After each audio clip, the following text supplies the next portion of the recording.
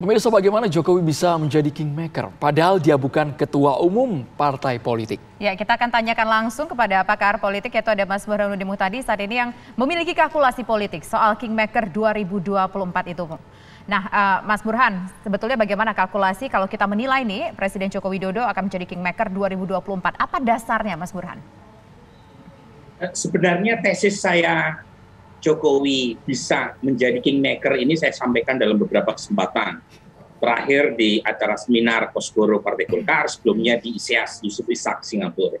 Nah, dasar saya itu tergantung tiga sebenarnya. Satu, approval rating Jokowi yang tinggi, 72-71% berdasarkan survei terakhir, itu akan membuat Jokowi menjadi center of attraction buat semua calon untuk mendapatkan blessing-nya. Nah, kalau misalnya Presiden Jokowi mampu mempertahankan approval rating yang tinggi, pada saat yang sama menjadi komandan koalisi yang menguasai 81% kekuatan koalisi pemerintah di parlemen, maka Jokowi potensial menjadi the Uber Kingmaker. Itu yang pertama. Yang kedua, tergantung sejauh mana presidensial threshold yang sekarang digugat oleh kawan saya di MK, yaitu Refli Harun, itu apakah tetap berlaku atau tidak. Kalau misalnya presidensial threshold masih berlaku 20-25%, maka Presiden Jokowi menjadi kingmaker berikutnya. Karena bagaimanapun beliau menguasai 81% kekuatan partai di parlemen. Jadi kalau partai oposisi yang sekarang tersisa hanya PKS dan Demokrat, bersatu sekalipun tidak cukup untuk memenuhi ambang batas minimal untuk bisa mencapreskan pasangan, yaitu 20-25%. Tapi kalau misalnya gugatan Bung Refli itu berhasil, maka akan banyak potensi munculnya calon di luar dari kuasa Presiden Jokowi. Jadi sangat tergantung nih konstelasi di MK.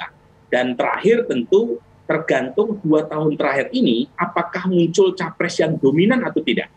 Nah, kalau kita lihat survei saya, terakhir yang barusan kami rilis, itu tidak ada satupun capres yang dominan. Pak Prabowo unggul, tapi keunggulannya hanya 20-an%. Jauh berkurang dibanding perolehan beliau di 2019. Ganjar Pranowo mengalami stagnasi tingkat popularitas. Anies Baswedan juga belum mampu bersaing dengan Ganjar maupun Pak Prabowo.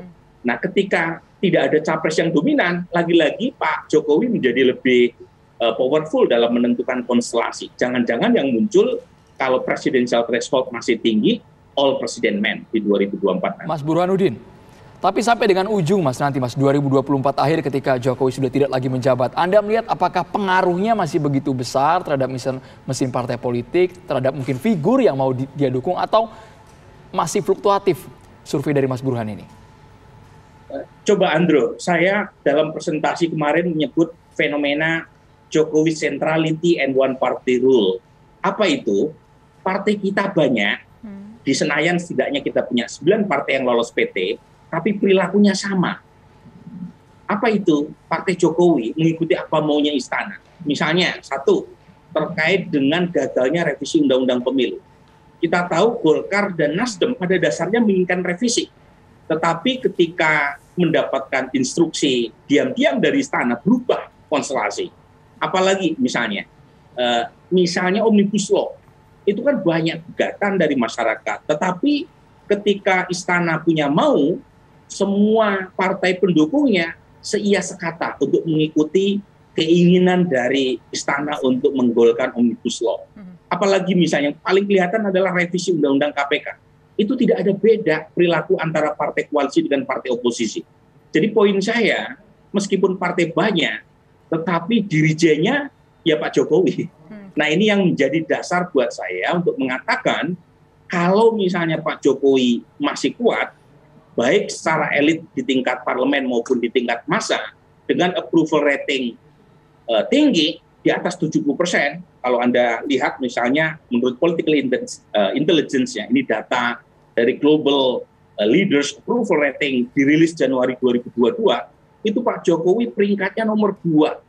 Presiden di negara demokrasi dengan tingkat approval rating tertinggi nomor 2, hanya kalah dibanding Narendra Modi, India. Beliau mengalahkan approval ratingnya Biden, kemudian Trudeau dari Kanada, kemudian Scott Morrison Australia. Jadi kita suka tidak suka melihat gejala di mana Presiden Jokowi sekarang ini itu adalah presiden kuat. Dan ini yang kemudian menjadi dasar buat saya kalau fenomena ini masih berlangsung sampai 2024, dia menjadi sangat menentukan. Tapi kalau approval ratingnya drop, pemulihan ekonomi bermasalah, penanganan COVID kembali acak-adut, saya kira semua partai pendukungnya akan lari, tidak mau dianggap bagian dari pemerintahan yang gagal. Kita berandai-andai kalau tidak ada kendala, artinya approval ratingnya akan tetap di posisi yang baik.